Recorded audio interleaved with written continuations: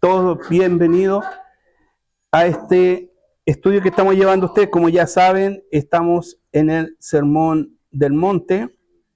La semana pasada siempre estamos haciendo ese recuerdo de lo que estudiamos, ¿se acuerda? Del afán, ¿cierto? Del comer, del beber y del vestir, el afán del cristiano. Y eso fue lo último que vimos del capítulo 6 de Mateo, ¿cierto? Y ahora vamos a pasar al capítulo 7, el último capítulo del Sermón del Monte. ¿Se acuerdan que Mateo 5, 6 y 7 son los que están al contenido del Sermón del Monte? Y ahora vamos a comenzar a ver el capítulo 7, ¿ya? Y en este momento, o en esta ocasión, vamos a ver las relaciones del cristiano. Las relaciones del cristiano. Y no sé si usted se acuerda que en el capítulo 5 vimos la justicia del cristiano, ¿se acuerda de eso? Y dentro de la justicia vimos varios subtemas relacionados con la justicia. Y en este capítulo 7 también vamos a ver algo similar, las relaciones del cristiano con subtítulos, que en este caso, para hoy día, va a ser cómo nos relacionamos con otros creyentes. ¿Amén? Ahí está, entonces las relaciones del cristiano, subtítulo con otros creyentes.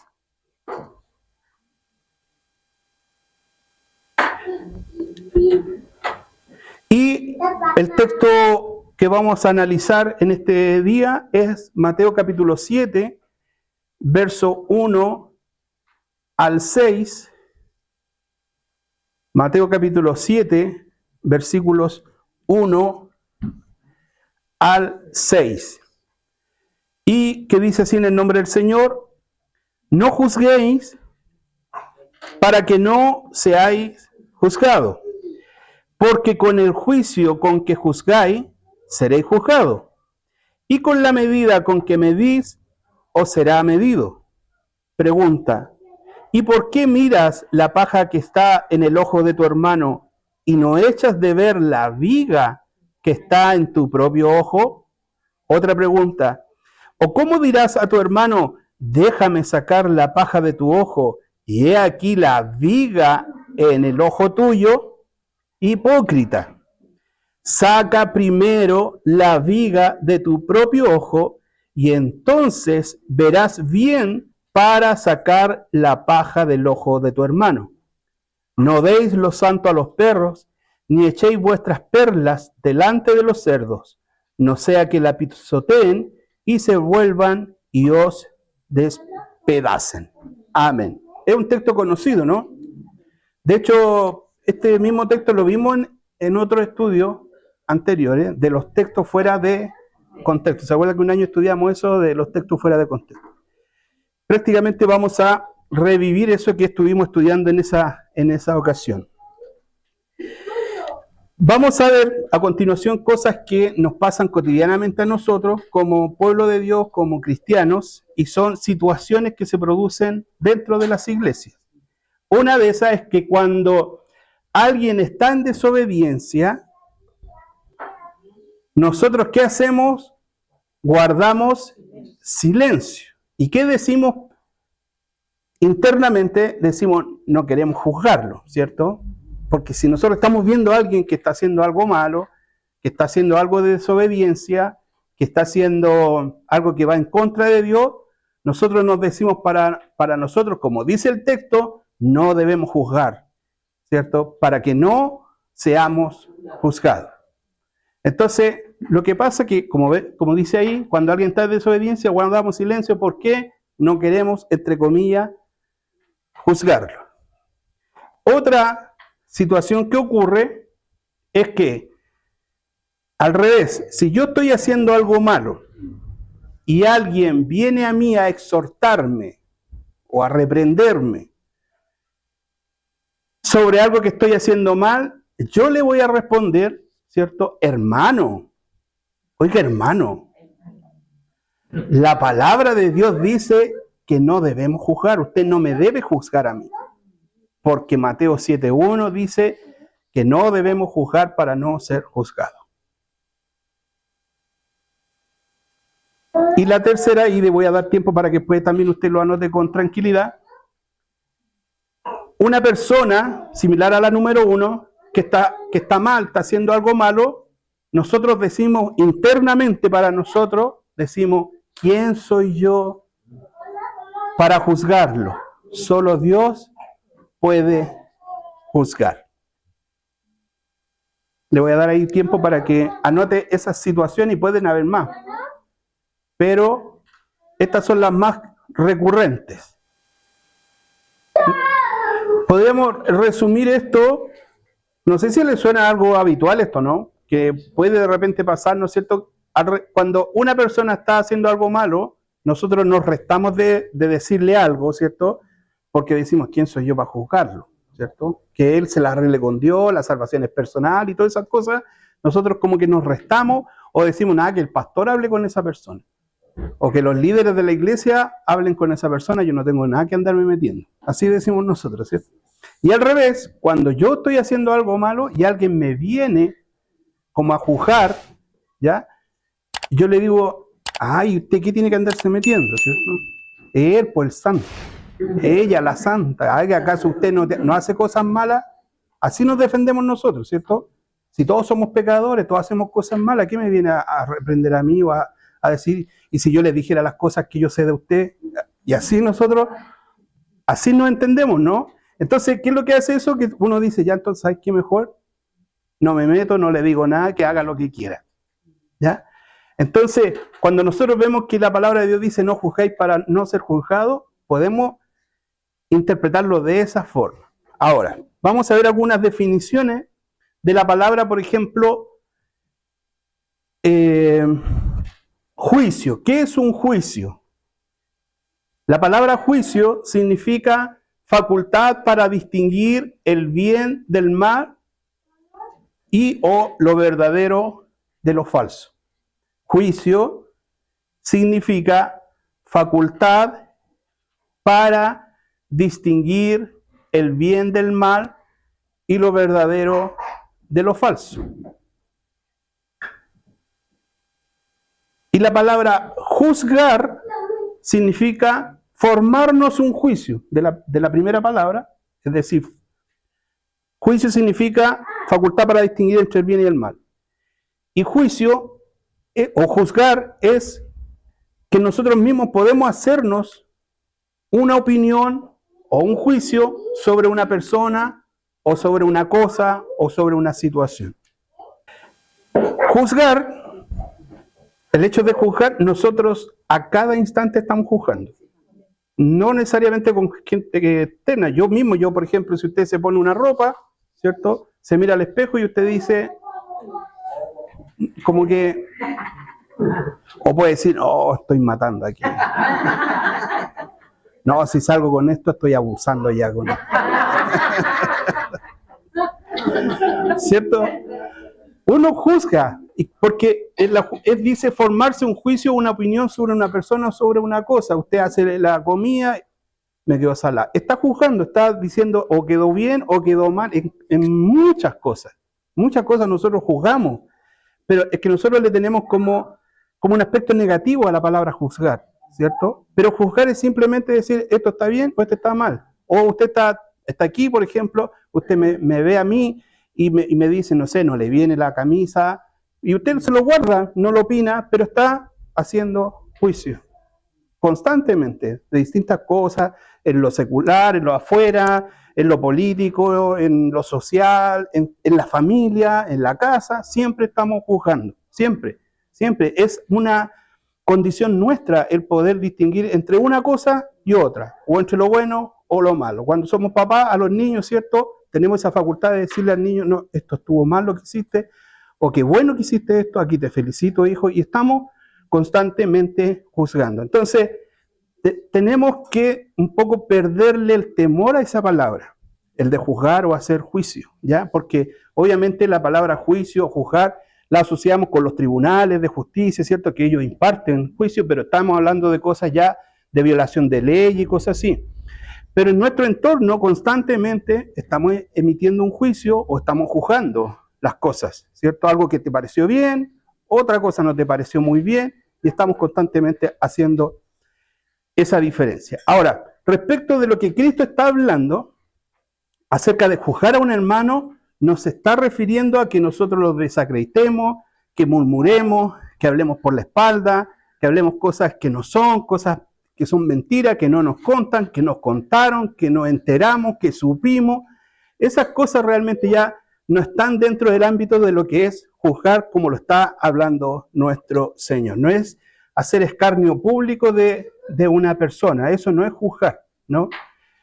Simplemente Jesús se está refiriendo a esa definición de poder distinguir entre algo bueno o algo malo. A veces nos preguntan la opinión, ¿y tú qué opinas? Y yo hago una opinión y estoy juzgando, estoy diciendo algo si me parece o no me parece, ¿cierto? ¿Vamos bien hasta ahí? Para resumir, juzgar significa, en este contexto, hacer una diferencia entre las cosas buenas y las cosas malas. ¿Ya? Ese es como lo que está diciendo Jesús. Es hacer una diferencia entre lo bueno y lo malo.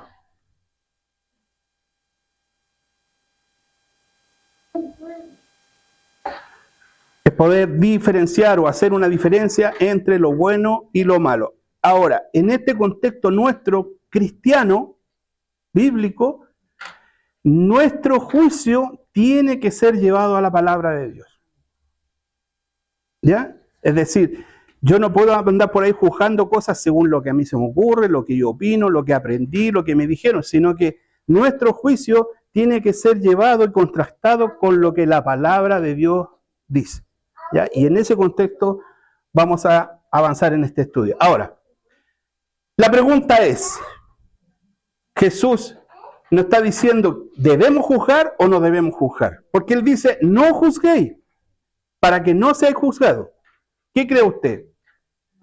¿Que no debemos juzgar o debemos juzgar? Debemos, ya. Dice, al iniciar Mateo 7:1, dice, no juzguéis. No dice, no, traten de no juzgar, hagan todo lo posible por no juzgar, sino que dice, no juzguéis. ¿Para qué no seáis juzgados? ¿Cierto? No juzguéis para que no seáis juzgados. Y Jesús a continuación hace unos paralelos, ¿ya? Que son los siguientes. ¿Por qué? Dice que con el juicio con que yo juzgo, yo seré juzgado. Dice que con la medida que yo mido, yo seré medido. Y que si yo miro la paja en el ojo ajeno, quiere decir que no estoy mirando la viga, no una paja, la viga que está en mi ojo. De hecho, este es un dicho mundano, ¿no? Que andáis mirando la paja en el ojo ajeno, ¿cierto? Ese dicho sale de aquí, de esta palabra. Pregunta, ¿a usted le gustaría que a usted la anduvieran juzgando? Sinceramente, no.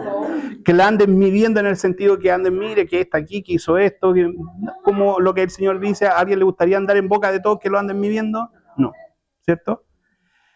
Entonces la pregunta es, si yo no quiero ser juzgado, esto que dice aquí, que con el juicio que yo juzgo voy a ser juzgado, si yo no quiero ser juzgado, no quiero ser medido, ¿me dan ganas de juzgar a alguien? No, ¿por cierto? Porque dice que, no sé si logran captar esto, porque dice que con el juicio que yo juzgo, yo voy a ser juzgado. Entonces yo podría decir, ¿sabes qué? Mejor prefiero no juzgar para que nadie me juzgue a mí, ¿cierto? Dice que si yo ando midiendo a la gente, así mismo voy a ser medido. Entonces yo podría decir, mejor no mido a nadie, me quedo callado, para que nadie me tenga que medir a mí, ¿cierto? Porque es probable que a lo mejor yo tenga una viga en mi ojo y yo me andar fijando en la paja del hermano, mejor me quedo callado. ¿Da a entender eso, cierto? Porque dice que si tú haces esto, es como que se me va a devolver lo mismo. Si yo juzgo, me van a juzgar a mí. Si yo mido, me van a medir a mí. Entonces yo digo, ¿sabes qué? ¿Para qué me hace el problema? Mejor no hago nada. Entonces, aparentemente, todo este texto, de todo lo que llevamos, no juzguéis para que no seáis juzgado,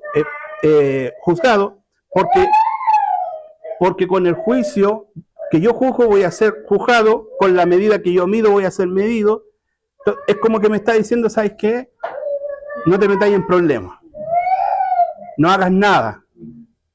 Quédate callado, no juzgues a nadie, no midas a nadie para que tú no tengas problemas. Aparentemente dice eso, pero no dice eso la palabra del Señor. Y lo vamos a ver a continuación. ¿Por qué? Porque Mateo 7.5, es decir, el versículo a continuación, anote solo la cita, Mateo 7.5, y ponga hipócrita. ¿Ya? Con eso para que nos acordemos. No le estoy diciendo a usted hipócrita, digo que escriba hipócrita. Escribe hipócrita.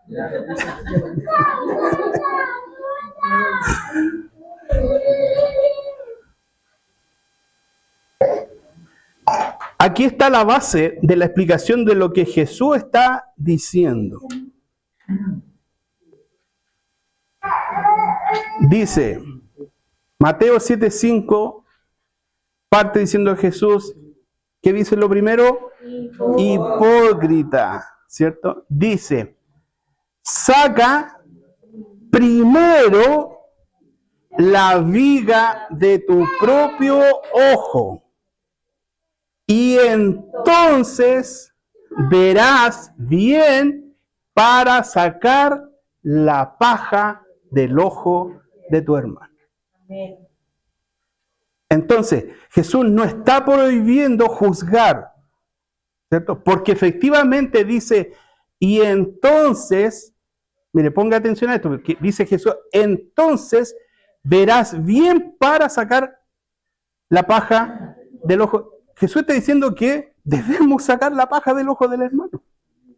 Porque dice, y entonces vas a ver bien para que no nos está prohibiendo sacar la paja del ojo ajeno. Lo que nos está diciendo es que antes de sacar la paja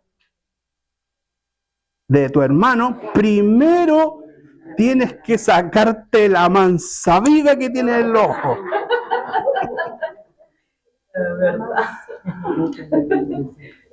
Eso es cuando nosotros juzgamos a los demás, ¿cierto? Cuando nosotros mismos tenemos cosas que no son agradables ante Dios. Por eso Dios dice hipócrita. El hipócrita es alguien que aparenta algo que no es.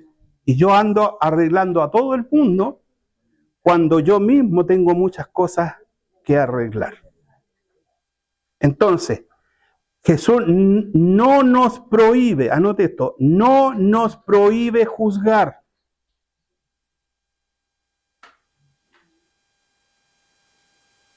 Jesús no prohíbe juzgar.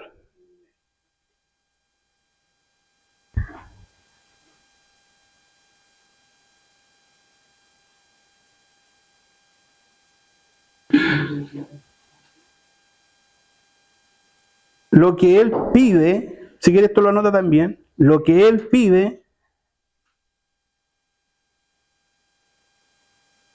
que saquemos primero, de nuevo, dice, Jesús no nos prohíbe juzgar, sino más bien nos pide sacar la viga de mi ojo. La viga como el palo que afirma la casa, ¿no? No es una pajita, sino que es una viga. Ahora, ¿qué significa la viga? Porque alguien lo puede tomar literal, pues va a pensar, pero pastor, yo no veo ninguna viga aquí en mi ojo, ¿no? No, se refiere a nuestras conductas. A nuestras conductas. El problema es que a veces nosotros no nos damos cuenta, ese problema, que tenemos una viga. Los demás se dan cuenta, pero uno no se da cuenta. ¿cierto? David decía, Señor, líbrame de los pecados que me son ocultos, dice él en un salmo, porque hay cosas, él sabía que había cosas que él hacía mal, pero ni se daba, hay cosas que sí nos damos cuenta más, que estamos mal, ¿cierto? Nosotros a veces sabemos las cosas de nosotros que están mal, ¿cierto? Usted sabe, y son evidentes para usted, y solamente usted lo sabe, a lo mejor en un trato de Dios con usted, usted sabe cosas que usted sabe, o yo sé que están mal y que la hago mal. Pero también hay otras cosas que hago mal, pero que yo no me doy cuenta. Y otros tal vez se dan cuenta.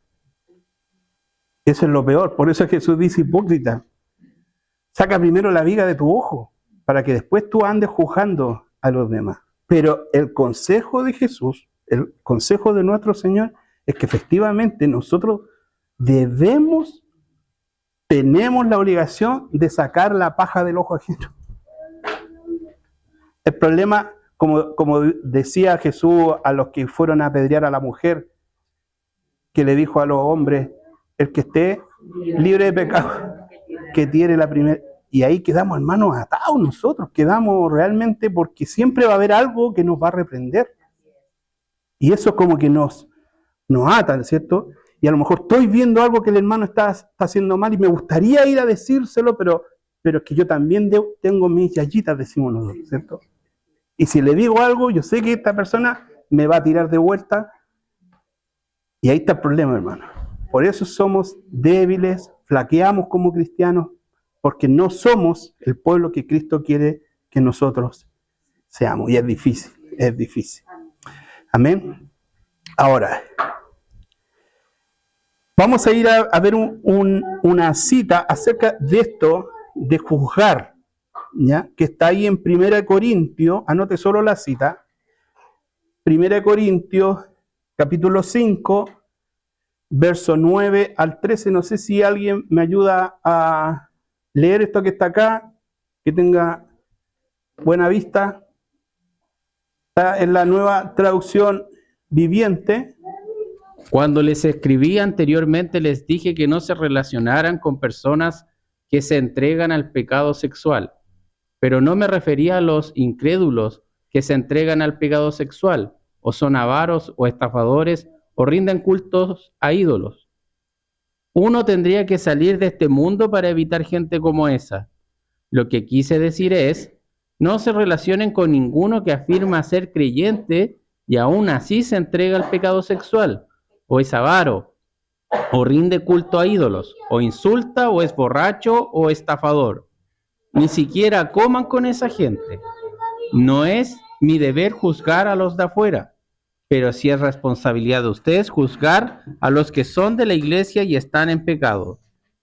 Dios juzgará a los de afuera, pero como dicen las Escrituras, quiten al malvado de entre ustedes. Clarísimo, ¿no? Eso lo dice Pablo a la iglesia de Corintios. Él hace una aclaración porque él había dicho, ¿cierto?, que había que juzgar.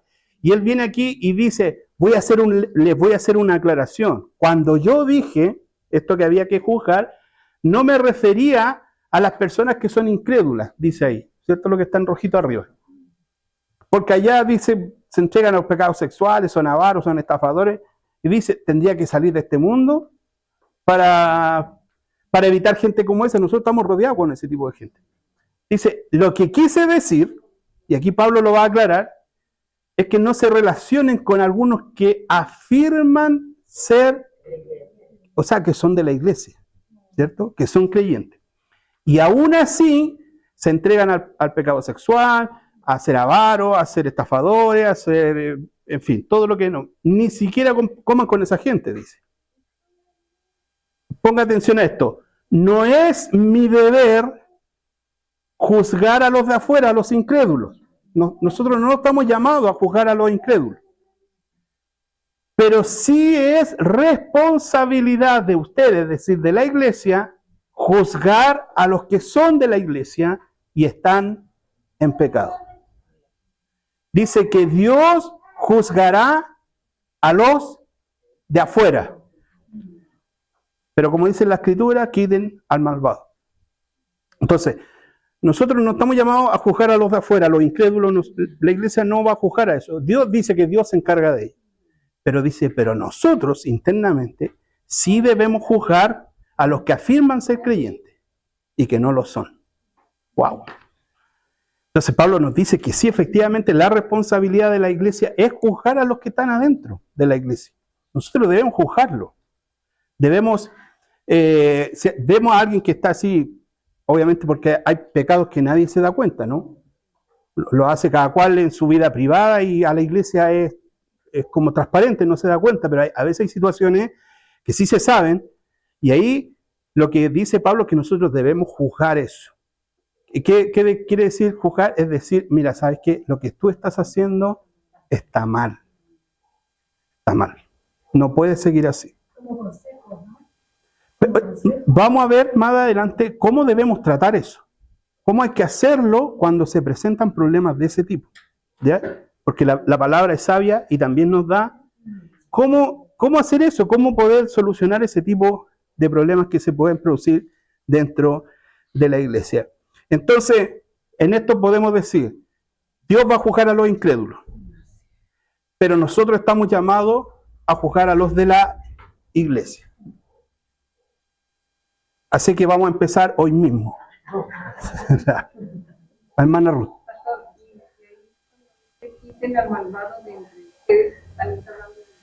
También lo vamos a ver. En la próxima lámina vamos a ver eso de que cuando dice quiten al malvado de entre ustedes, eso lo vamos a ver, hermanos. Si la Biblia tiene coherencia, ¿ya? Vamos a ver qué es lo que nos enseña Jesús respecto a esto.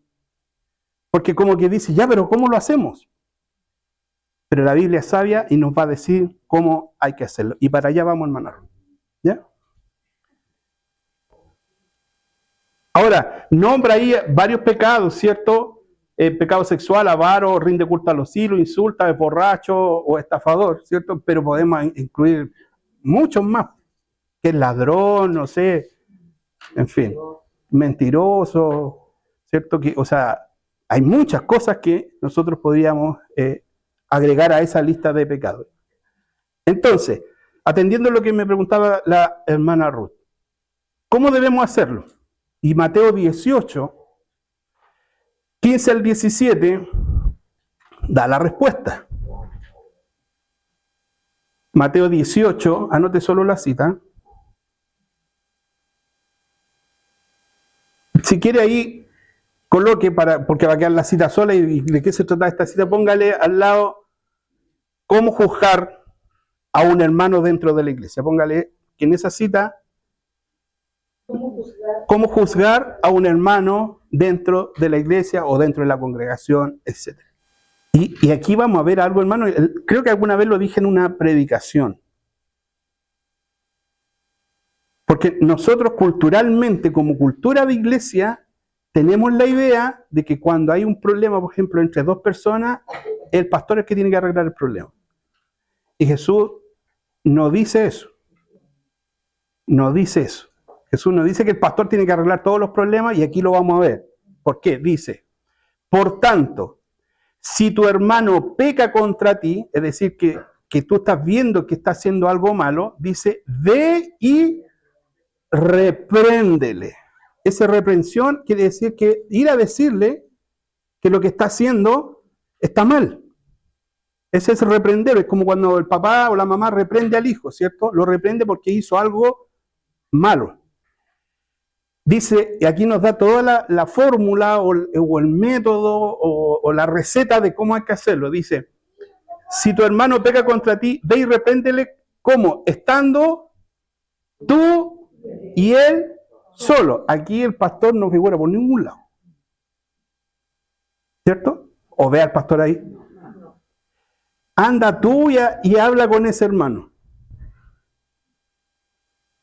Si te oyere, es decir, no, obviamente lo oyó, por cierto, pero se refiere a que se acata, si dice sí, en realidad, y muestra una actitud como de arrepentimiento, o de humillación, o ayúdeme a orar, sí, estoy en esta, si te oyó lo que tú le fuiste a decir, obviamente con amor, ¿cierto? No ir a cortar así cabezas, sino que hermanito, mire, ¿hasta cuándo? No, sino que tú vas con amor. Dice, si te oyere, es decir, si reconoce, dice, has ganado a tu hermano. Bien. Sigue. Pero, si no te oyere, si no reconoce lo que tú le estás diciendo, toma aún contigo a uno o dos más, para que en boca de 2 o 3 testigos conste toda palabra. Pues aquí, si no te oyó, entonces tú dices, ok, no me escuchó, voy a llamar a 2 hermanos más como testigos simplemente. No para que ellos se metan en el problema, ¿cierto? Sino que solamente para escuchar y si alguien les pregunta, ellos puedan dar testimonio de lo que se dijo, que nadie está mintiendo o dijo cosas que no correspondían. Si no los oyere a ellos, dilo a la iglesia. Claro, ahí en dilo a la iglesia tiene por sentido, claro, a la autoridad, al pastor, al grupo de ancianos, a lo que estuviera la iglesia en ese momento, ¿cierto? Dilo a la iglesia, ¿cierto? Llévalo ahí a ese problema, ¿cierto? Dice, y si no oyere a la iglesia, tenle por gentil y publicano, que era como lo que decía Pablo, ¿cierto? Quiten a ese malvado. Es como que decir, el que afirma ser creyente, pero no lo es. Gentil y publicano, en ese tiempo, era lo peor de lo peor, ¿cierto? Era alguien que no reconocía a Cristo, que no reconocía su señorío, que no se sometía, que no era humilde, que no estaba dispuesto a reconocer sus faltas, ¿ya? Entonces aquí Jesús, en las palabras de Jesús, nos da la fórmula, como decía, o la receta, o el método, como usted quiera llamarlo, cómo debíamos nosotros afrontar los problemas dentro de la iglesia. Es decir, si usted se fija, nos llama a juzgar. Nos llama a nosotros a involucrarnos en eso. Nos llama a ir a donde el hermano y decirle, reprenderlo. En ninguna parte nos dice, no, guarden silencio, hagan vista gorda, hagan como que todo está bien. En ninguna parte de la Biblia dice eso. Pero nosotros hacemos vista gorda, nos quedamos callados, no hablamos, dejamos las cosas así y se perpetúan en el tiempo, porque así es, y porque nadie le dice nada, y porque nosotros decimos que nadie le dice nada, como que alguien tiene que ir a decirle a esa persona. Pero si tú estás viendo algo y Dios está poniendo algo en tu corazón, la palabra de Dios dice, anda tú y júntate con él a solas y repréndele. ¿Quién lo va a hacer? Difícil. ¿Sí? ¿Vamos bien hasta ahí? ¿Qué opinan?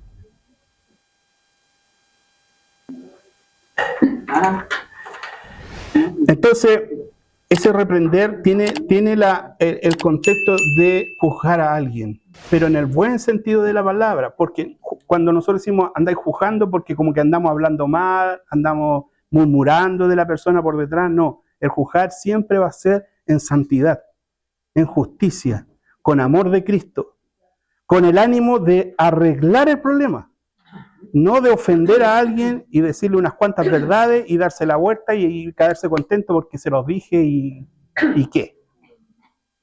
¿Y qué fue? No. De un hijo real, una hija real cristiana, creyente, siempre su ánimo va a ser constructivo, de restaurar a ese hermano, de levantarlo, ¿cierto? El problema es que es más fácil nosotros ponernos en el lado de alguien que va a ir a reprender de que ser el reprendido, hermano. Porque ahí es peor todavía, porque nuestro ego, nuestro orgullo, va a querer salir a flote y defendernos. La misma actitud de Adán y Eva, ¿cierto? En el huerto del Edén, no, es que aquí, es que y vamos a echarle la culpa acá, pero Dios ojalá quiera que nos dé siempre un espíritu humilde. Si somos una iglesia madura, el que va a reprenderlo va a ser de forma amorosa en el amor de Cristo, y el que va a ser reprendido, ¿cierto? También lo va a recibir en ese amor, y se va a arreglar el problema. Pero cuando hay carnalidad, cuando hay humanidad, cuando hay falta de amor de Cristo, vamos a dañar, y el problema se va a empeorar, ¿cierto? Entonces por eso el Señor tiene que ayudarnos, hermano, tiene que ayudarnos, para poder arreglar los problemas y poder juzgar con el amor de Cristo. Bien, Mateo 7:6, el último versículo de lo que hoy día estuvimos viendo, y aquí hay varias citas, a ver si es que alguien me puede empezar a ayudar. Dice, no deis lo santo a los perros, ni echéis vuestras perlas delante de los cerdos, no sea que las pisoteen y se vuelvan y os despedacen. ¿Cierto? No sé si alguien tiene ahí segunda de Pedro 2:22. 2:22. Acá la hermana Patricia tiene segunda de Pedro 2:22. Pero les ha acontecido del que el verdadero proverbio, el perro vuelve a su vómito, y la puerca lavada a revolcarse en el cieno. Amén, en el cieno. Ahí está, porque suena fuerte esta palabra, ¿cierto? El que Jesús hable de que no le demos lo santo a los perros, ni vuestras perlas delante de los cerdos. Pero Jesús alguna vez usó lenguaje un poco fuerte. Si quiere anote ahí, no lo vamos a leer, pero Lucas 13, 31 al 32. Lucas 13, no está aquí, anótelo ahí en Lucas 13 del 31 al 32. Jesús le dice, vayan a decirle a esa zorra por Herodes. Ocupa ese lenguaje. Díganle a esa zorra. Lucas 13, 31 al 32. Y Mateo 3:7, Jesús le dijo a los fariseos y saduceos, generación de víboras, ¿se acuerdan? Mateo 3:7, capítulo 3, verso 7, generación de víbora le dice. Entonces son palabras fuertes que Jesús está usando. Ahora, ¿qué indica Jesús con esto? No deis lo santo a los perros, ni echéis vuestras perlas delante de los cerdos. Es que hay personas que actúan realmente como verdaderos animales. ¿Ya? Y Jesús aquí no se refiere a los perritos de casa, a ese perrito suyo que usted tiene, sino a esos perros quizás vagabundos que comen en la basura, que son violentos, que son salvajes, ¿no? Y obviamente a los cerdos que van y se revuelcan en el lodo, en el barro, ya los cerdos eran considerados inmundos por los judíos, ¿cierto? Y Jesús los compara con eso. ¿Y a qué se refiere? A que no sé si a usted le ha pasado que a veces le habla del evangelio a alguien y hay personas que simplemente escuchan en silencio y con respeto. Pero hay otros, hermanos, que son groseros, que se burlan, ¿cierto? Que ofenden, que toman el nombre de Dios en vano y dicen palabras groseras, que no las vamos a decir obviamente en este momento, soeces, ¿cierto? Es decir, que pisotean el evangelio, ¿cierto? Que nosotros decimos no están ni ahí con el evangelio, pero no, simplemente no es un, oye, como a Pablo le dijeron, ya otra vez en otra ocasión te vamos a escuchar, no, sino que personas que realmente se mofan, se ríen, blasfeman, ofenden al evangelio, a Cristo, ofenden al Espíritu Santo, ofenden a Dios, al Padre, ¿ya? Entonces Jesús se está refiriendo a eso, que nosotros en nuestro afán de predicar tenemos que ser sabios, ¿ya? Porque no a toda costa y a toda insistencia vamos a tratar de meter el evangelio, aunque a nosotros se estén riendo de Dios o lo estén blasfemando, ¿cierto? Vamos a ir, no, lo que Jesús dice que, de hecho, habla de la perla de gran precio que es el evangelio. Aquí dice, no le den la perla a los cerdos, a aquellas personas que derechamente no quieren nada con el evangelio, ¿ya?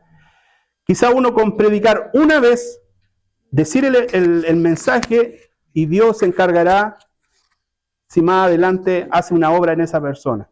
Entonces, Jesús aquí nos está diciendo que no perdamos el tiempo con ese tipo de gente. Que no le demos eso a los perros y a los cerdos que se mofan del evangelio y lo pisotean en nombre de nuestro Señor Jesucristo. Entonces vamos a ver algunos ejemplos en esas citas bíblicas de esta misma reacción que tuvo Pablo, ¿ya? Cuando ocurrió este tipo de cosas. ¿Ya? Hechos, capítulo 13, verso 44 al 46 en la Nueva Traducción Viviente. ¿Alguien la tiene? Amén. Hermano Ángelo. Pablo se dirige a los gentiles. A la semana siguiente casi toda la ciudad fue a oírlos predicar la palabra del Señor. Cuando algunos judíos vieron las multitudes, tuvieron envidia. Así que calumniaban a Pablo y debatían contra todo lo que él decía. Entonces Pablo y Bernabé hablaron con valentía y declararon: era necesario que primero les predicáramos la palabra de Dios a ustedes, los judíos, pero ya que ustedes la han rechazado y se consideran indignos de la vida eterna, se la ofrecemos a los gentiles. Ahí Pablo dice, ya que ustedes la rechazaron, me doy media vuelta y me voy. Tenemos algo parecido en Hechos 13, 48 al 51. Hermano Orlando.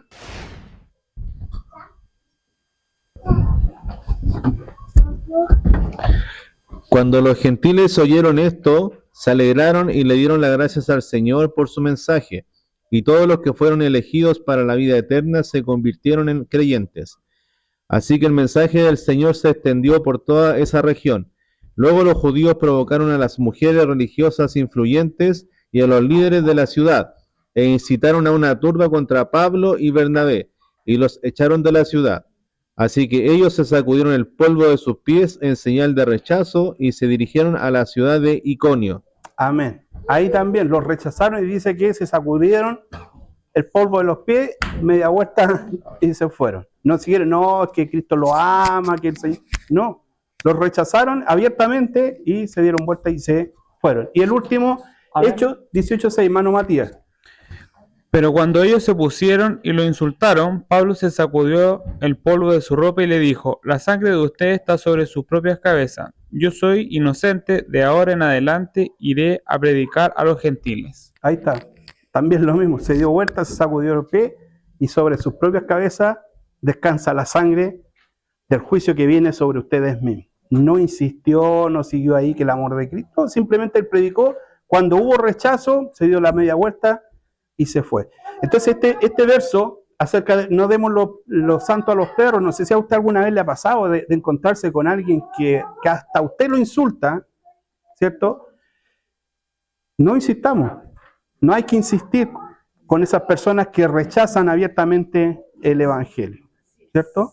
Amén. En cambio, si alguien lo acepta o al menos permanece con una actitud de respeto, bien, podemos seguir hablando, qué sé yo. Mucho más si alguien muestra un arrepentimiento o se siente tocado, con mayor razón. Pero si alguien lo rechaza,